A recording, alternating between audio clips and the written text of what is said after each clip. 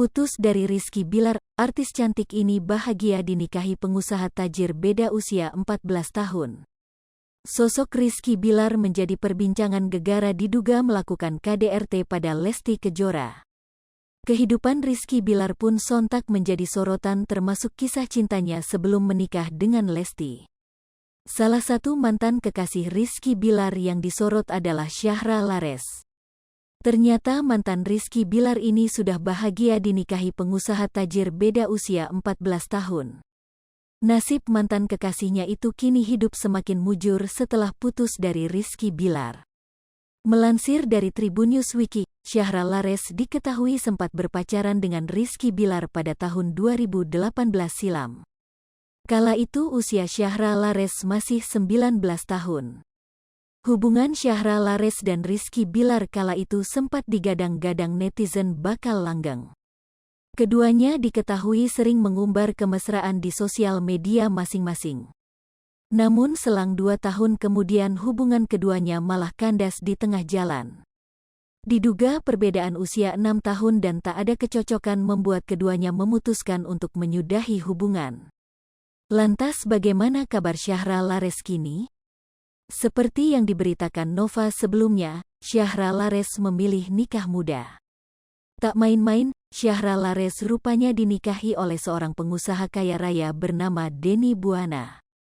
Keduanya resmi menikah pada tanggal 12 Maret tahun 2021 di hotel mewah, The Ritz-Carlton. Suami Syahra Lares diketahui bukanlah seorang pengusaha biasa.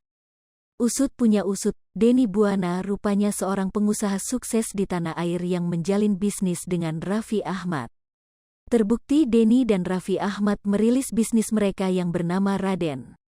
Selain itu, dilansir dari serambinews.com, sebelum menjadi pengusaha sukses ternyata Denny Buana juga seorang pembalap.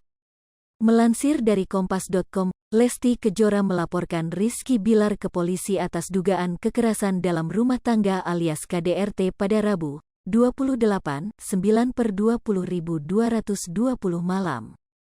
Menurut keterangan dari Kepala Bidang Humas Kepolisian Daerah Polda Metro Jaya, Kombes Endra Zulpan, Lesti Kejora mengaku dianiaya Rizky Bilar.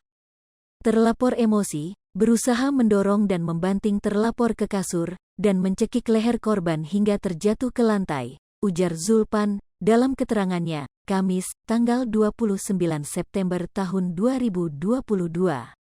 Tak hanya itu, Lesti Kejora juga mengeluh sakit di bagian tangan dan beberapa tubuh lainnya. Terlapor membanting korban secara berulang-ulang. Korban akhirnya melapor ke Polres Metro Jakarta Selatan guna ditindaklanjuti, kata Zulpan. Kabarnya Rizky Bilar tak hanya sekali melakukan KDRT pada Lesti Kejora. Melansir dari kompas.com, Kabid Humas Polda Metro Jaya Endra Zulpan mengungkapkan bahwa Rizky Bilar pernah melempar bola biliar ke arah Lesti Kejora.